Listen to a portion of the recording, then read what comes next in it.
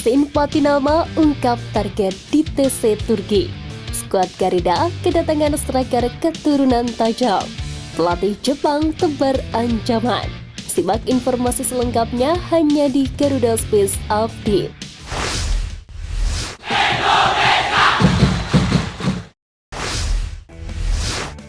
Memasuki hari keempat TC, Timnas Indonesia berlatih di Hüseyin Aygün Football Center, Titanic Deluxe Belek, Antalya, Turki. Sesi latihan diikuti oleh 23 pemain termasuk Simpati nama yang telah bergabung. Kini tinggal 5 pemain yang belum bergabung dalam TC, yakni Jordi Amat, Elkan Bagot, Justin Hubner, Ivar Jenner, dan Rafael Struijk. Kelima pemain tersebut diminta bergabung paling lambat pada 1 Januari 2024. Mark Klok mengakui sejauh ini latihan yang dijalani cukup berat. Klok menjelaskan untuk pekan pertama ini pelatih Sintayong menugaskan pelatih fisik untuk meningkatkan kekuatan para pemain. Selain mempersiapkan fisik, satu hal krusial lain yang mesti dibangun adalah mental. Klok berharap supaya TC di Turki ini tidak hanya memperkuat fisik dan skill, tetapi juga membangun mental yang baik. Pemain keturunan Simpati nama menyatakan kesiapannya untuk tampil di Piala Asia 2023 bersama Timnas Indonesia. Sein mengatakan dirinya bersyukur karena kembali terpilih masuk skuad Timnas Indonesia. Meski harus mengakhiri masa libur musim dingin lebih cepat, tetapi hal itu bukan masalah bagi Sein. Simpati nama menjelaskan pada Piala Asia 2023, ia ingin membuktikan bahwa Timnas Indonesia bukan tim yang boleh dipandang sebelah mata. Lawan-lawan yang akan dihadapi di grup D seperti Jepang, Irak, dan Vietnam juga tak membuat Sein inferior. Pemain berusia 25 tahun itu menegaskan bahwa Timnas Indonesia bukan sekedar numpang lewat di Piala Asia 2023. Legenda Timnas Indonesia Budi Sudarsono mengaku optimis dengan kekuatan yang dimiliki oleh skuad Garuda. Dalam pandangan pria yang mendapat julukan The Python sewaktu masih aktif bermain tersebut, Timnas Indonesia dengan komposisi yang sekarang berpotensi untuk membuat kejutan besar di Piala Asia 2023 meskipun dengan keberuntungan yang luar biasa. Ungkapan ex-pemain Persik Kediri tersebut tentu menjadi sebuah counter tersendiri bagi komentar yang dilontarkan oleh Bung Toel. Secara esensi dan presisi, prediksi pun tentu sangat berbeda antara kedua sosok ini. Meskipun paham dengan dunia sepak bola, namun Bung Toel tak pernah terlibat aktif sebagai pemain. Sehingga prediksi-prediksinya seringkali didasarkan pada data yang dia miliki. Sementara Budi Sudarsono, segala prediksinya berdasarkan dari pengalaman nyatanya sebagai seorang pesepak bola. Sosok penyerang keturunan Sidney Van Hooijdonk muncul usai staf ahli Kemenpora RI Hamdan Hamidan mengatakan ada pemain keturunan grade A yang siap memperkuat Timnas Indonesia. Sidney Van Hooijdonk merupakan anak dari Pierre Van Hooijdonk yang memiliki darah Maluku. Sidney Van Hooijdonk yang kini berusia 23 tahun merupakan pesepak bola berkualitas. Ia tercatat 58 kali mentas di kasta teratas Liga Belanda Eredivisie dengan total 22 gol.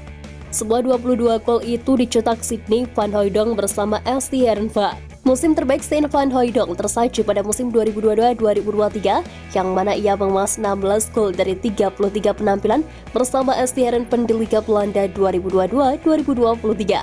Apiknya, performa Sidney Van Hooijdonk membuatnya ditarik kembali sang klub aslinya Bologna. Di musim ini Sidney Van Hooijdonk mencatatkan 8 penampilan di semua kompetisi bareng Bologna dengan koleksi 1 gol. Indra Syafri mengungkapkan rincian materi latihan yang akan dihadapi oleh skuad Timnas Indonesia U20 selama menjalani pemusatan latihan di Qatar. Pada sesi yang berlangsung selama 90 menit tersebut, para pemain hanya menjalani latihan ringan. Indra Syafri berencana memanfaatkan kesempatan di Qatar untuk mendapatkan informasi yang akurat dan terukur dari seluruh anggota Timnas Indonesia U20. Informasi ini nantinya akan menjadi dasar dalam proses seleksi pemain.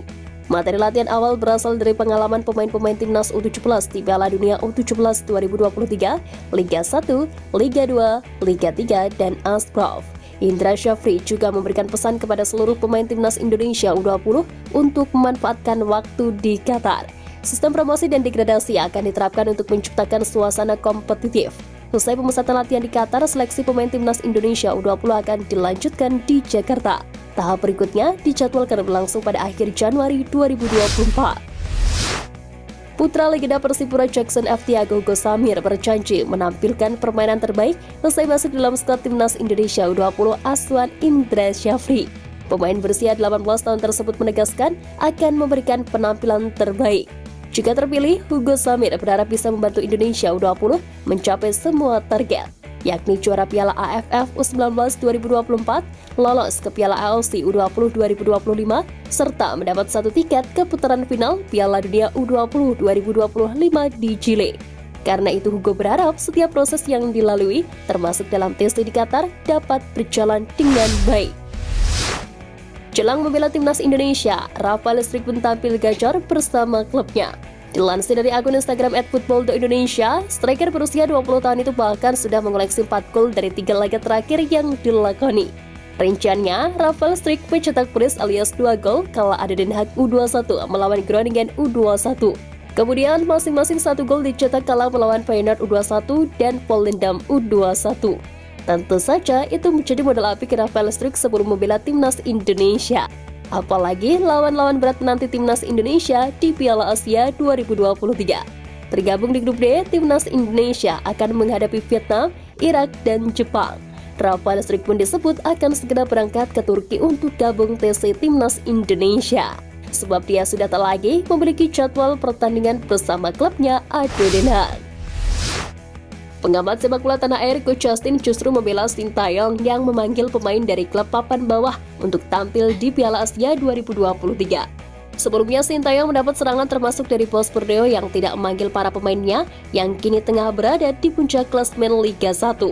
Namun, menurut Coach Justin, keterbatasan stok pemain di Liga 1 membuat Sintayong mau tidak mau mengambil materi dari klub papan bawah. Keterbatasan ini menurutnya disebabkan oleh regulasi pemain asing 5+1. Alhasil klub besar lebih suka memarkir pemain lokalnya. Pelatih asal Malta Gilbert Agues turut menyoroti kiprah Sintayong berkat perkembangan signifikan yang dialami timnas Indonesia. Gilbert Agues yang kini menukangi PSIS Semarang mengakui juga merasa kagum dengan prestasi STY bersama timnas. Didatangkan pada 2020, STY mampu memberikan dampak begitu memukau dengan mengantarkan berbagai kelompok umur timnas U20, U23 hingga senior lolos Piala Asia.